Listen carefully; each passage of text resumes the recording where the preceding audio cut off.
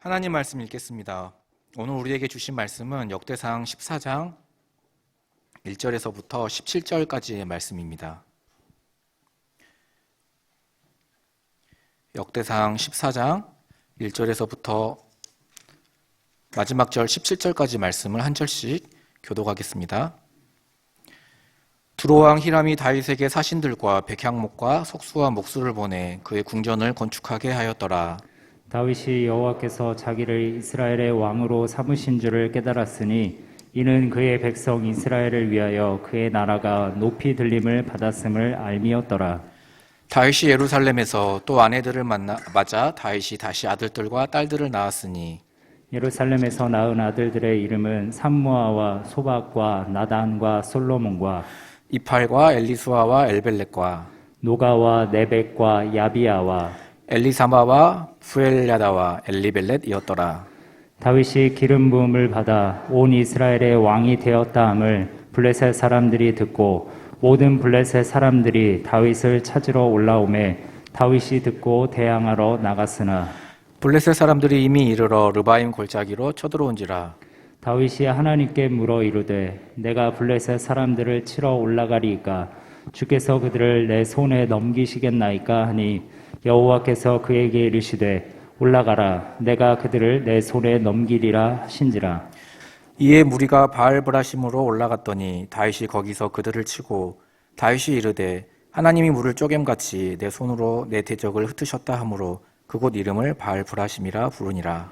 블레셋 사람이 그들의 우상을 그곳에 버렸으므로 다윗이 명령하여 불에 사르니라. 블레셋 사람들이 다시 골짜기를 침범한지라.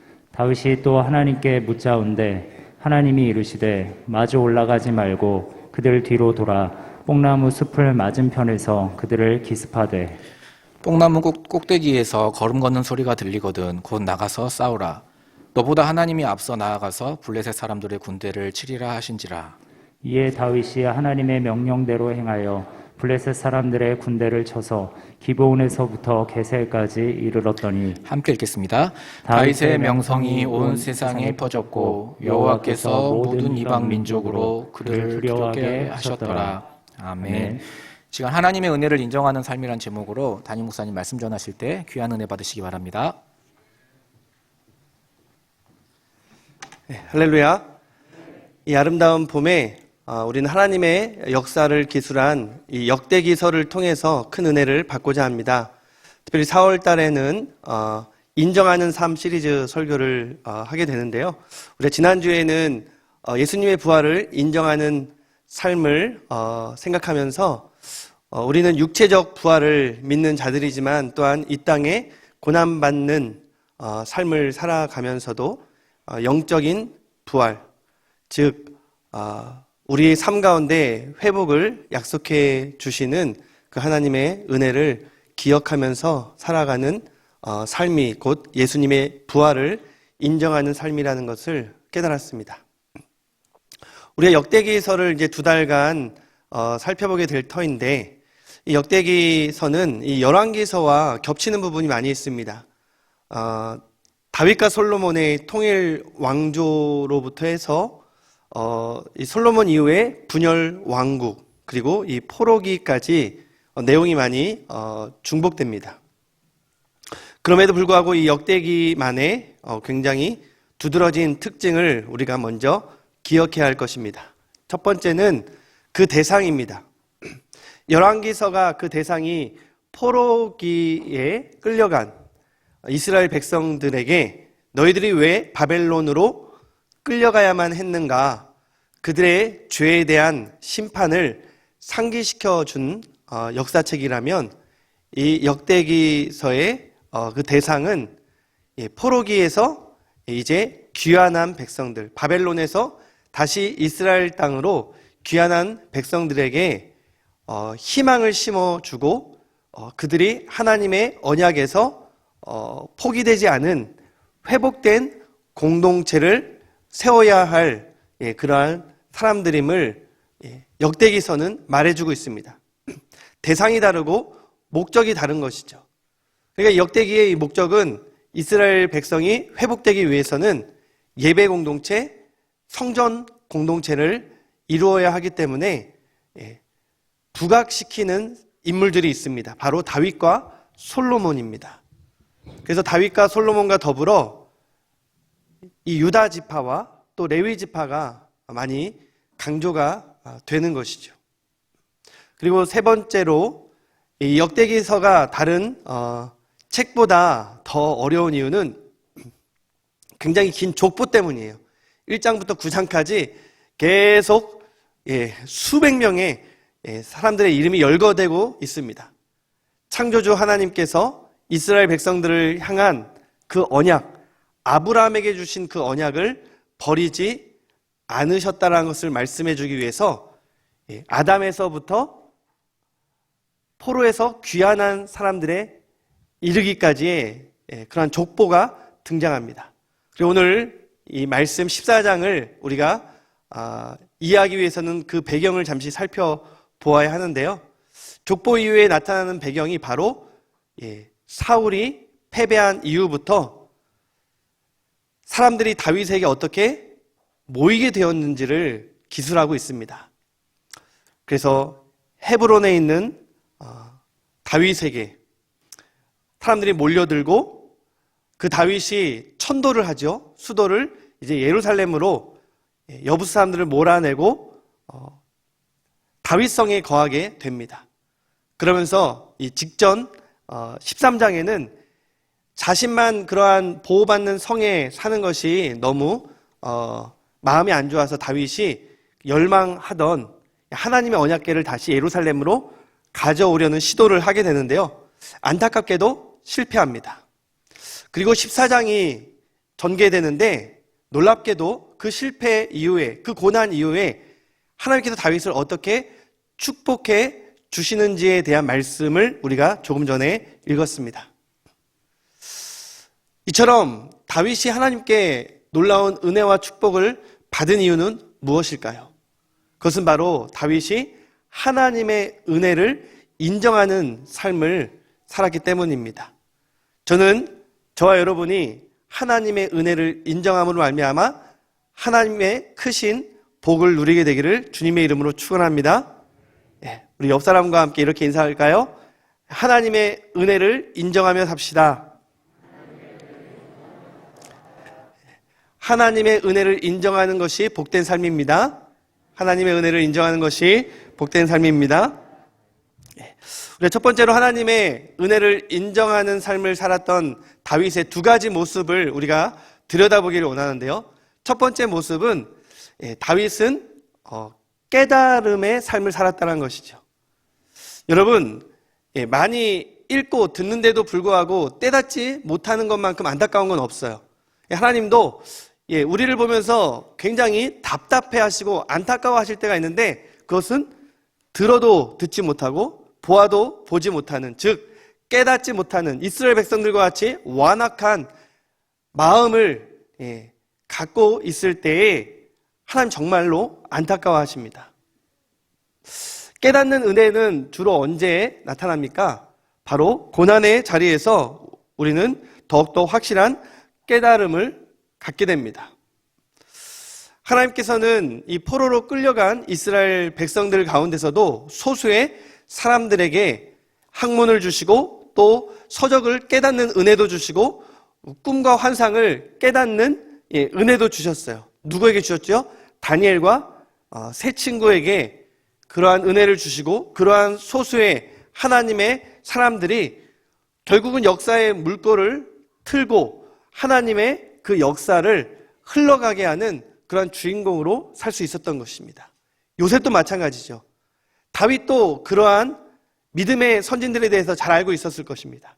그래서 다윗은 그 고난에 처하는 광야 생활 속에서 늘 하나님 앞에 기도했습니다. 어떻게 기도했을까요? 깨달음을 달라고 말이죠. 하나님의 말씀을 읽고 깨달아 내가 그 말씀을 가지고 하나님 앞에 더욱더 기도하기 원합니다 라고 그렇게 기도했습니다. 시편 119편 27절 말씀입니다. 나에게 주의 법도들의 길을 깨닫게 하여 주소서. 그리하시면 내가 주의 기이한 일들을 작은 소리로 읊조리이다. 내가 주의 말씀을 깨닫고 순종하여 하나님께서 나를 통해 하실 일들을 기대하고 기도하게 하시고 그 기이한 일들을 내가 선포하게 하여 주옵소서. 다윗은 그렇게 하나님께서 깨닫게 해주기를 간절히 바랬습니다. 여러분, 깨닫는다는 것은 머리에 있는 것이 우리의 가슴에 새겨진다는 것입니다. 더욱더 확실한 믿음을 갖게 된다는 것이죠. 이것은 지식이 아닙니다. 사변적이고 이론적인 관념적인 그러한 것이 아닙니다. 우리가 학교에서 아무리 많은 지식을 배웠어도 그것이 기억에 남습니까? 시험 마치면 그 다음날 다 잊어버리죠. 그래도 생각나는 게 있어요. 뭐 실험을 하다가 무언가 좀 실수를 했다던가 사고를 쳤다던가 그러한 경험은 잊을 수가 없죠. 그것보다 더 뚜렷하게 기억에 남는 것은 친구들과 어울리면서 정말 숱한 아름다운 추억들을 경험한 것들은 좀처럼 우리의 기억에서 사라지지 않습니다.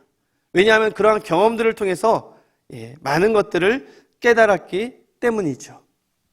마찬가지로 다윗도 숱한 경험 가운데 깨달은 게 있었습니다. 심지어 그가 왕의 자리에 올랐지만 그가 깨달은 게 있어요. 그것이 바로 부왕의식입니다. 부요한 왕이 된 인식이 아니라 자기가 왕이 아니라 진짜 왕은 하나님이시다라는 그런 놀라운 사실을 깨닫게 된 것입니다. 그것이 바로 14장 2절 말씀에 나오는데요. 한번 읽어주시기 바랍니다.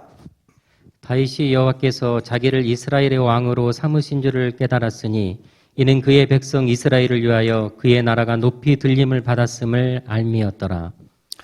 여러분, 우리가 고난의 순간 속에서 깨닫는 것은 어쩌면 쉽습니다. 고난의 자리에서 하나님의 은혜가 얼마나 큰지 더욱더 깨달을 가능성이 높아요. 우리가 참 힘겹고 어려울 때 직장에서 관계도 틀어지고 참 너무 일이 분주할 때 어머니의 사랑이라는 것에 대해서 아버지에 대한 신뢰에 대해서 우리가 배운다고 책을 읽는다고 설명을 듣는다고 알게 되는 것이 아니죠. 그저 저녁에 갔는데 따뜻한 밥상 차려놓고 나를 마주하고 계신 그런 어머니를 보면 그냥 그 사랑이 느껴지는 거예요. 힘들지 하면서 등을 두드리며 격려해 주시는 그 아버지의 그 위로를 받으면 아버지를 더욱더 신뢰하게 되는 것이죠. 마찬가지로 이러한 깨달음은 경험에서 오는 경우가 많이 있는데요. 다윗은 지금 이 보좌에 앉아있는 왕이 되는 경험을 하고 있어요. 그럼에도 불구하고 그 높은 자리에서 그가 깨달은 것은 내가 왕이 아니라 하나님이 왕이시라는 것이죠. 하나님에 대한 사랑과 신뢰가 더욱더 깊어진 것입니다. 이것이 다윗의 훌륭한 점이에요. 그것도 초기 왕이 되어서는 그러한 깨달음을 가지고 선왕으로 살아간 많은 유대의 왕들이 있죠. 그러나 다윗의 훌륭한 점은 그러한 부왕의식이 끝까지 계속됐다는 것입니다. 그의 일평생 사는 동안 그가 보좌에 앉으려 애쓰지 않고 왕 행세하려 하지 않고 진짜 왕이 누구신지 늘 하나님의 은혜를 인정하며 살았던 사람이 바로 다윗입니다. 어떻게 이런 일들이 가능했을까요? 그것은 바로 그가 고난의 시간, 광야의 생활 속에서 하나님께서 그에게 어떠한 은혜를 베풀어 주었는지를 그가 인정하며 살았기 때문입니다. 역대기는 다윗이 왕이 된 순간부터 기록하지 않습니다. 역대기서의 이 기록을 추적하면서 다윗이 왕이 되었을 때 오늘 하나님께서 자신을 왕으로 세워준 것을 깨달았다라는 말씀이 있는데 이 깨달음, 그것은 아버지 어머니가 누구인가를 깨닫는 것처럼 부부지간안에 깨닫게 되는 것은 경험 때문이죠. 그 경험 속에서 관계를 가지고 저 사람이 누구인지를 아는 것을 히브리 사람들은 야다라는 말을 사용합니다. 아담이 하와를 아는 것처럼 우리가 부모를 아는 것처럼 부부가 아는 것처럼 여기서 하나님께서 자신을 왕으로 세운 것을 야다, 깨달았다라고 쓰인 이 히브리 단어는 철저히 경험 가운데 다윗이 깨달은 놀라운 진리입니다. 그리고 그가 왕이 되었지만 주마등처럼 스쳐 지나간 수많은 필름 사진들이 있었을 것입니다. 경험치만큼 깨달음의 수치도 높았을 겁니다. 특별히 다윗이 이 사울의 부재로 인해서 사람들이 그에게 몰려들었던 것이 아니에요.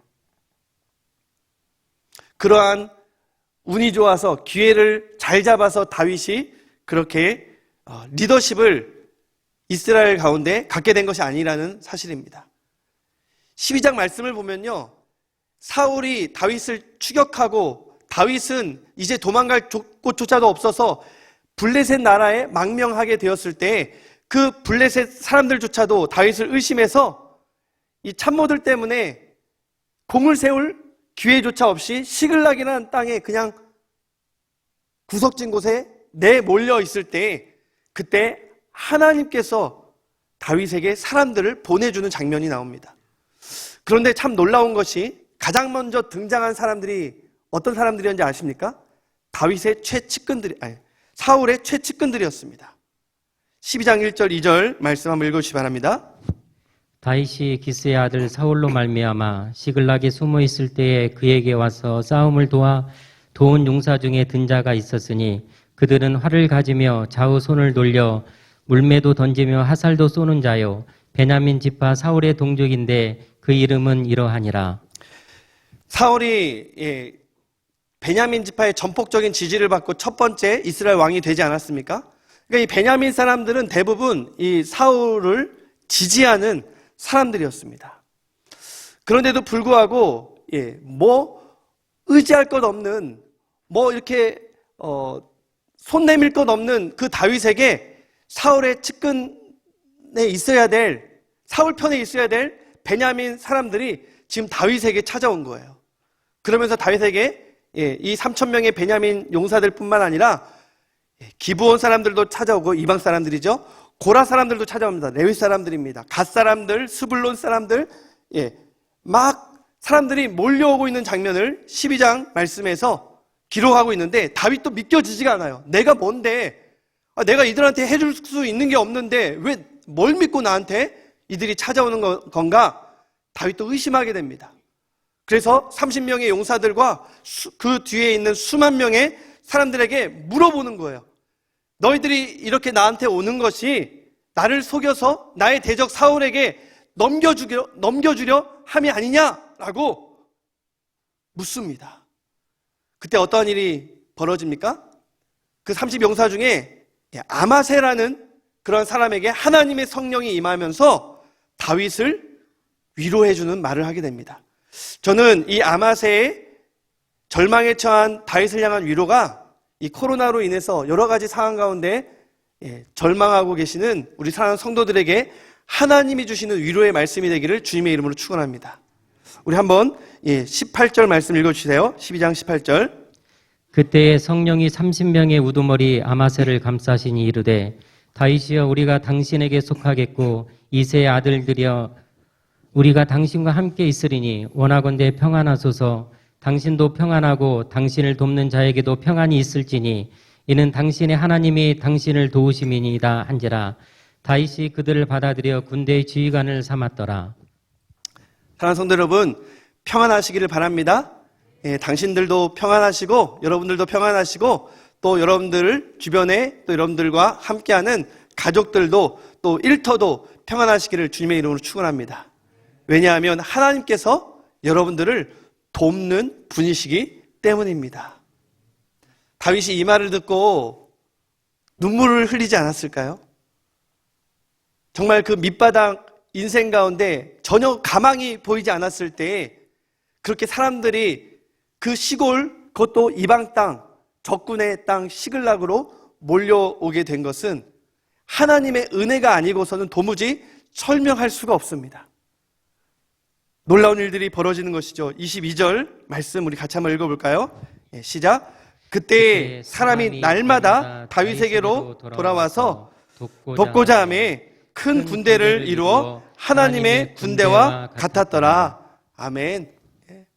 겨우 600여 명 그렇게 함께 도망하면서 먹여 살리기도 어려운 그런 보잘것없는 이 리더가 이제는 하나님의 그 큰 군대를 거닐게 되는 그러한 리더로 하나님께서 세워주신 것입니다. 그리고 하나님께서 결정적인 섭리를 하세요. 그것이 바로 그 순간 블레셋의 전쟁에서 사울이 죽게 되는 것이죠.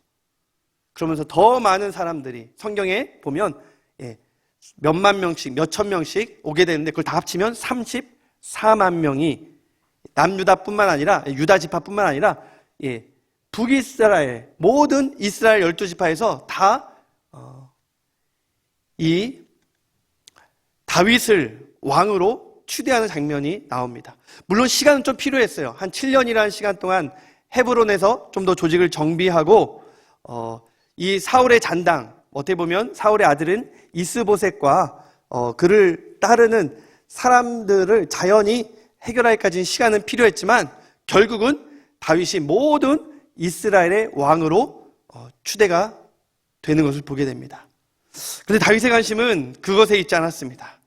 그러한 영광스러운 순간에도 다윗이 정말 열망했던 것은 자신이 왕이 되는 것이 아니라 하나님께서, 여호와 하나님께서 이스라엘의 왕이 되셔서 통치하시는 거예요. 그래서 그룹 사이에 있는 그 하나님께, 왕 되신 하나님께 더욱더 자주 묻고자 다윗은 지금 기럇 여아림에 있는 예전에 엘리 제사장 때 빼앗긴 그 궤가 지금 수십 년간 블레셋 땅을 돌다가 지금 기럇 여아림까지 와 있는데 그곳에 있는 하나님의 궤를 예루살렘으로 옮기기를 열망했습니다. 그래서 총동원령을 내립니다. 레위 지파들은 물론, 제사장들은 물론 모든 군대와 백성들을 다 거느리고 그렇게 축제와 같은 분위기에서 기럇 여아림에 있는 하나님의 언약궤를 옮기는데 의도는 좋았죠. 그러나 과정이 안 좋았습니다. 제사장들의 어깨에 메고 와야 할 그 언약궤를 수레에 싣게 된 겁니다. 그러다 보니까 흔들렸겠죠. 누군가가 좋은 의도로 만졌습니다. 그러나 우사라는 그 제사장은 만진 즉시 하나님의 언약궤를 만지면 죽거든요. 그래서 궤에 이 봉이 달려 있습니다. 율법을 어겼기 때문에 의도는 좋았지만 다윗도 그렇고 우사도 그렇고 율법을 어겼기 때문에 큰 사고를 당하게 되었고 다윗에게는 그것이 큰 낭패였어요.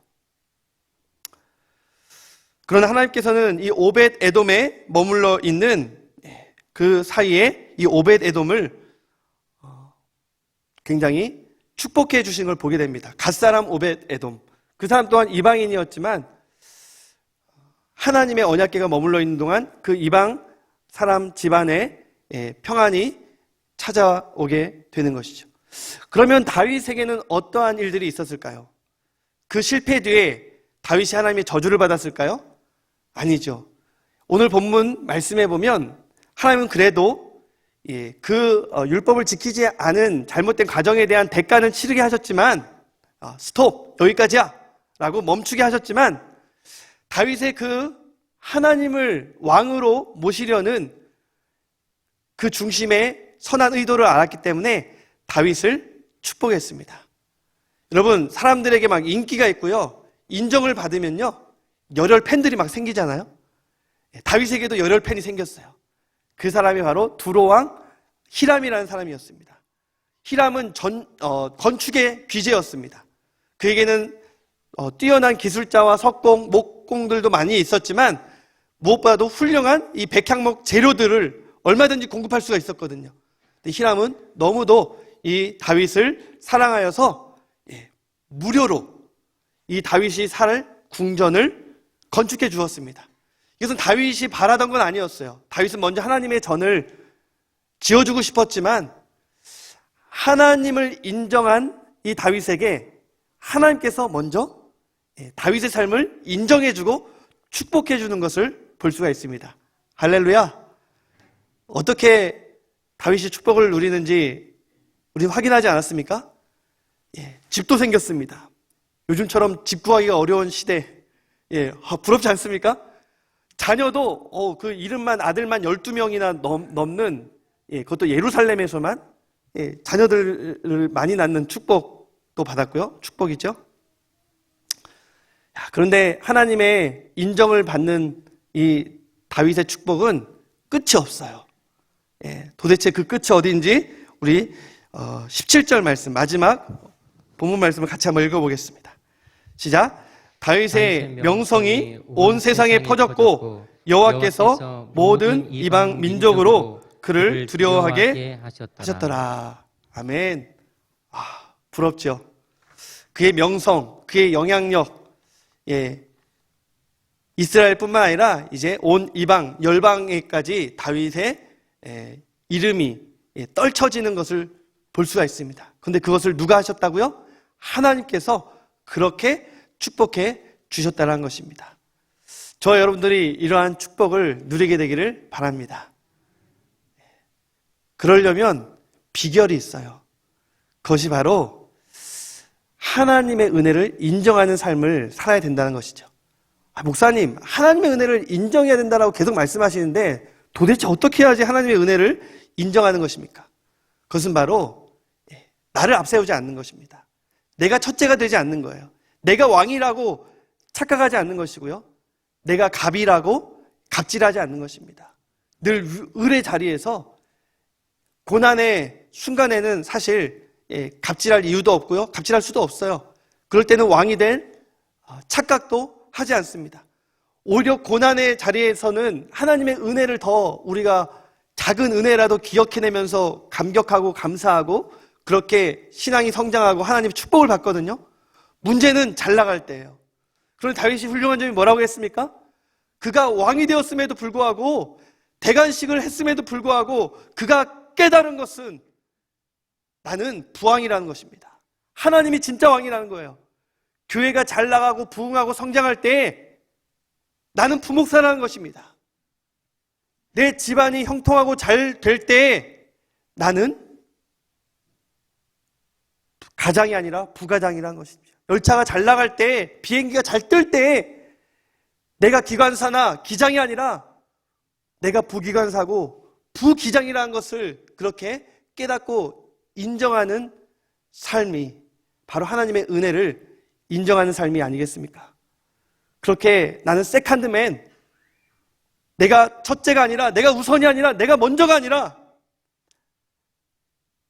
나는 쉬어야겠고 하나님이 영광 받으셔야겠습니다 라고 고백하는 이 세례 요한과 같은 이름도 없이 빛도 없이 그저 광야 외치는 소리가 되어서 하나님만 높이는 그리고 이웃을 빛내주는 그러한 삶을 살고자 할 때 하나님께서는 더욱더 영광 받으시기 위해서 저와 여러분들을 축복해 주실 줄 믿습니다. 우리에게는 그런 부왕의식이 있습니까? 늘 내가 담임인 양, 기관사인 양, 기장인 양, 내가 왕인 양 그렇게 조금만 잘 되면 교만하고 거들먹거리면서 내가 첫째가 되려고 조금만 뒤처지면 서운해하고 섭섭해하고 그런 교만 덩어리로 우리는 살아가고 있지 않습니까? 다윗의 모습을 보면서 다윗이 받은 그 축복은 다윗에게 결코 자랑할 거리가 아니었습니다. 하나님이 다윗을 축복할수록 다윗은 하나님의 영광을 높이며 살아갔기 때문입니다. 특별히 이 두 번째 하나님의 은혜를 인정하는 삶의 모습을 저는 기도하는 것으로 함께 나누기를 원합니다. 다윗이 이제 이스라엘 왕이 되었습니다. 대관식을 했어요. 그런데 이 이스라엘 대적 블레셋이 그 꼴을 못 보죠. 다윗을 중심으로 이스라엘이 체제를 정비해 가는 걸 볼 수가 없었습니다. 사울도 이겼으니 저 애송이 다윗도 우리가 가만두지 않겠다. 그러한 이스라엘 큰 행사 때 이미 블레셋이 침공했어요. 다윗이 군대들을 이끌고 방어하러 갑니다. 그런데 웬일입니까? 이미 이 방어할 진지를 구축해야 될 그 르비딤 골짜기가 이미 침공한 블레셋이 차지해버렸습니다. 이 구절에 그러한 모습이 나오는데요. 굉장히 큰 위기에 봉착하게 된 것이죠. 그때도 다윗은 두려워하지 않습니다. 자신이 만일 이 왕관을 쓴 왕이라고 그렇게 자신을 왕으로 인정했다면 다윗에게는 엄청난 부담이 있었을 거예요. 왜냐하면 얼마 전만 해도 블레셋의 망명에서 블레셋이 얼마나 강력한 철기 무기를 가지고 있는 나라인지, 그들의 조직과 체계가 그리고 군사의 수가 얼마나 많은지 누구보다도 잘 알고 있는 사람이 다윗이었습니다. 그리고 이미 상대방은 이 다윗을 정말 애송이로 생각한다니까요. 도망자에 불과하고 또 철기 하나 없는 그 이스라엘을 굉장히 우습게 보고, 이스라엘 한 번도 블레셋을 제대로 이겨본 적이 없는 나라였기 때문에 그렇게 쳐들어온, 그리고 이미 방어 진지까지 구축해버린 그 블레셋을 보면서 다윗이 자기가 왕이라고 생각했으면 두려워서 아무것도 못했을 것입니다. 왕이 되자마자 어쩌면 항복선언서에 서명부터 했을 겁니다. 그러나 다윗은 그러지 않았습니다. 그는 부왕이었기 때문에, 부왕 다윗은 진짜 왕이신 하나님께 묻기만 하면 되는 것이었어요. 하나님께서 하달해 주시는 그 작전 명령을 순종만 하면 되는 것이었습니다. 그런 위기 상황 가운데 다윗은 기도하는 걸 잊지 않았습니다. 왕이신 하나님께 묻고 하나님을 의지하는 것을 잊지 않았어요. 왕이었기 때문이 아니라 다윗은 늘 그런 기도의 습관을 따라 살아간 사람이었습니다. 왕이 되었든 위기 순간이든 다윗은 늘 하나님을 찾았습니다. 10절, 다윗이 하나님께 물어 이르되 내가 블레셋 사람들을 치러 올라가리까 주께서 그들을 내 손에 넘겨주시겠습니까? 제가 승리할 수 있겠습니까? 이렇게 물었을 때 하나님의 대답은 단순했습니다. 그래, 올라가라. 내가 그들을 너의 손에 넘겨주리라. 한마디로 내가 이기게 하겠다라는 이러한 그냥 약속 하나 붙들고 다윗은 주저하지 않았습니다. 군대를 이끌고 적진을 향하여 달려간 줄 믿으시기 바랍니다. 믿을 수가 없었어요. 아니, 쟤들이 뭐 믿고 저렇게 달려오나? 뭐 믿는 구석이 있나? 이 아기스 왕과 블레셋 사람들은 막 너무나도 맹렬하게 용감하게 달려오는 그 이스라엘 군대를 보면서 그냥 전술 전략 펼칠 겨를도 없이 그냥 꽁무니를 뺐습니다. 얼마나 급하게 도망을 갔던지 그들이 부적처럼 가져왔던 우상들을 다 그 골짜기에 버리고 갔어요. 이제 다윗과 이스라엘 군대가 할 수 있는 일은 그 우상들을 불태우는 것밖에 없었습니다. 물을 흩음과 같이 이 블레셋 군대를 흩어버리고 나서 그들이 전리품으로 챙긴 그 우상들을 철저히 불태웠습니다. 다곤 신이 아니라, 블레셋의 우상 다곤 신이 아니라 여호와 하나님만이 진짜 왕임을 선포했던 것이죠. 그런데 다시 이 본국으로 돌아와서 이 블레셋 사람들이 아무리 생각해도 자기들이 도망갈 이유가 없거든요. 그리고 자기들이 질 것 같지 않아요. 이번에 좀 정신을 차리고 이번에 좀 제대로 싸워야겠다. 이 두 번째 다시 전쟁을 벌이게 되는 모습을 볼 수가 있습니다. 사실 그러한 각오로 나올 때가 더 무서운데요. 이때도 다윗은 하나님께 기도합니다. 14절 말씀 가운데 다윗이 어떻게 기도하는지 나와 있습니다. 다윗이 또 하나님께 묻자온데, 이번에는 하나님이 굉장히 상세하게 가르쳐 주세요.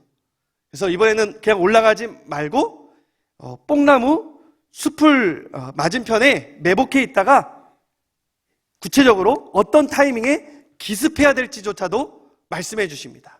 그 타이밍이 중요한데요. 여러분, 그 중요한 그 타이밍을 우리 함께 한번 읽어보겠습니다. 15절 말씀 같이 읽겠습니다. 시작. 뽕나무 꼭대기에서 길을 걷는 소리가 들리거든 곧 나가서 싸우라. 너보다 하나님이 앞서 나아가서 블레셋 사람들의 군대를 치리라 하신지라. 아멘. 할렐루야.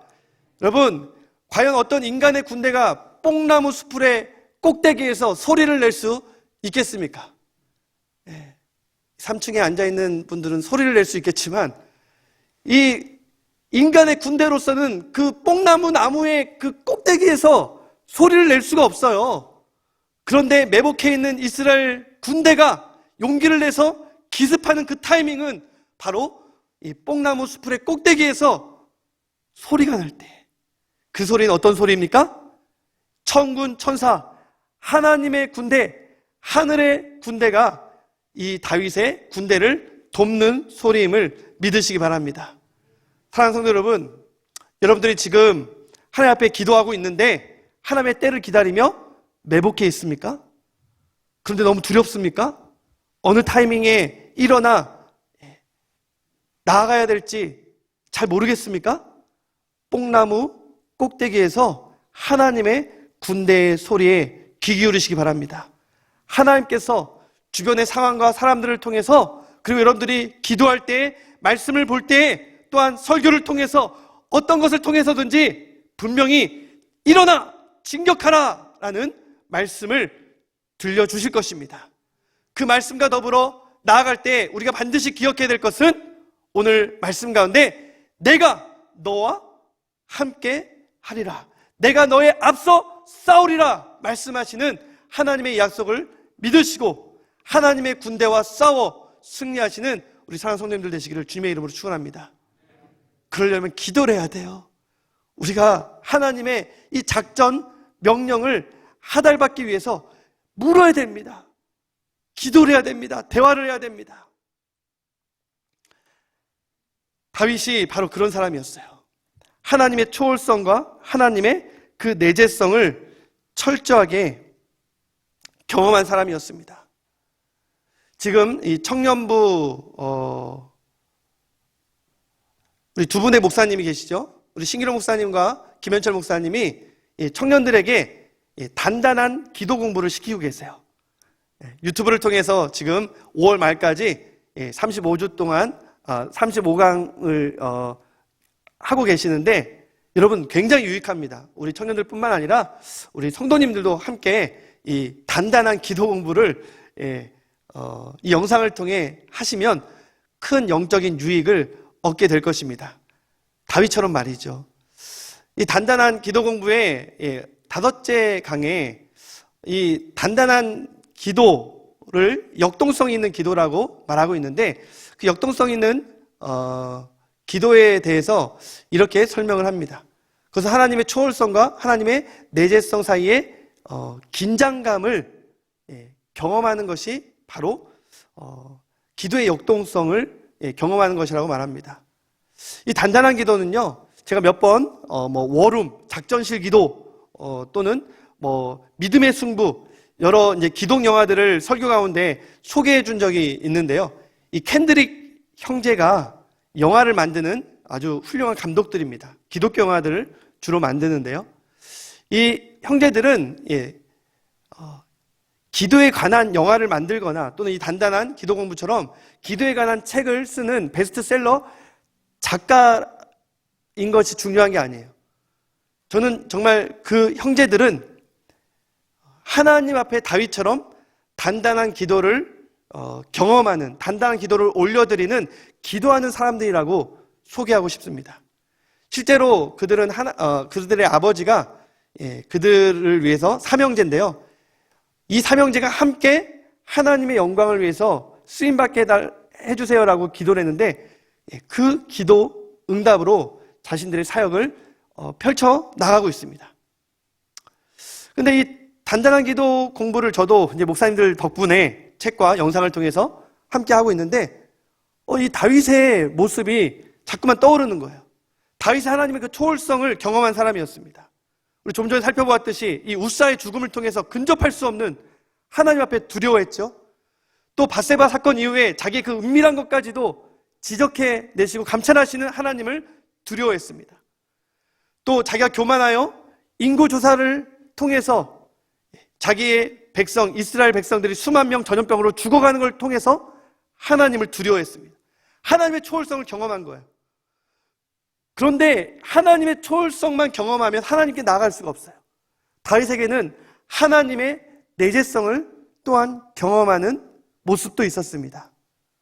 그것이 바로 하나님과 대화하는 거예요. 모세처럼 마치 회막에서 하나님의 얼굴을 대면하여 대화한 그 모세처럼 꼭 그룹 사이에 언약궤가 필요한 것이 아니었습니다. 언약궤가 없었어도 다윗은 동굴에서도 광야에서도 궁궐에서도 전쟁 한복판에서도 늘 하나님께 묻고 대화하는 사람이었습니다. 그리고 다윗은 한 번의 실패로 또 연속된 고난으로 주저앉지 아니하고 하나님의 신실함을 믿고 하나님을 친밀하게 생각을 했습니다. 여러분, 도덕적으로 말하면 다윗은 사울보다 더 나은 게 없어요. 그러나 다윗이 사울보다 딱 한 가지 잘한 게 있습니다. 이 잘한 것 때문에 하나님께서 다윗을 내 마음에 합한 자라고 말한 것이죠. 그것이 무엇인지 아십니까? 바로 기도입니다. 사울은 어떤 여자에 대한 기록이 없어요. 그러나 다윗은 여성 편력이, 여성 집착이 있을 만큼 한 아내에게서 그런 자녀들의 축복을 누린 것이 아니라, 우리가 잘 알고 있잖아요. 얼마나 많은 아내와 첩들이 있었습니까? 도덕적으로 너무나도 부족한 사람이었습니다. 그러나 다윗은 그러한 자신의 모습까지도 기도하면서 하나님 앞에 철저히 회개하며 나아갔습니다. 절망의 순간에도, 승리의 순간에도, 성공의 순간에도, 죄를 진 순간에도 늘 하나님과 기도하며 하나님의 초월성과 내재성을 경험하면서 그 사이에서 기도의 역동성을 경험하며 단단한 기도자가 된 것이죠. 사랑하는 성도 여러분, 다윗과 같이 되고 싶지 않습니까? 다시 묻겠습니다.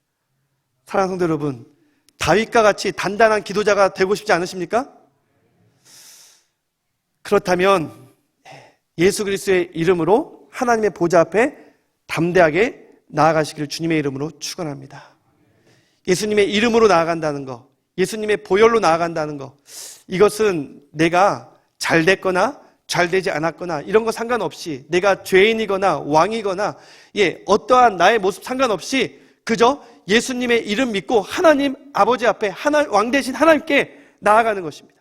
이 단단한 기도에서 예수님의 이름으로 기도한다는 것이 무엇인지를 정의 내리는데요, 굉장히 그것이 제 마음에 와닿았습니다.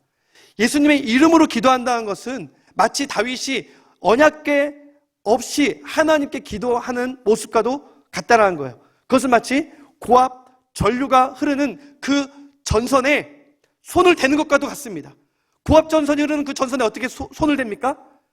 그 전선을 감싸고 있는 절연체, 즉 피복 역할을 하는 그 무언가가 있기 때문에 우리는 그 전선을 만져도 감전되지 않는 거예요. 예수님의 보혈이라는 것, 예수님의 이름이라는 것이 바로 그렇습니다. 사랑하는 성도 여러분, 하나님은 초월해 계신 분이십니다. 우리가 경외하고 경배하고 두려워해야 될 분이 하나님이세요. 그러나 그 하나님께 우리가 예수 그리스도의 이름으로 나아갈 때 하나님은 우리의 아버지가 되시는 줄 믿습니다. 그 하나님 아버지 앞에 고난의 순간은 물론 우리가 조금 잘 나가는 것이 있을 때, 또 성공하는 것이 있을 때 그 순간조차도 하나님께 늘 나아가며 그 모든 것이 하나님의 은혜였음을 인정하는 복된 성도님들 되시기를 주님의 이름으로 축원합니다.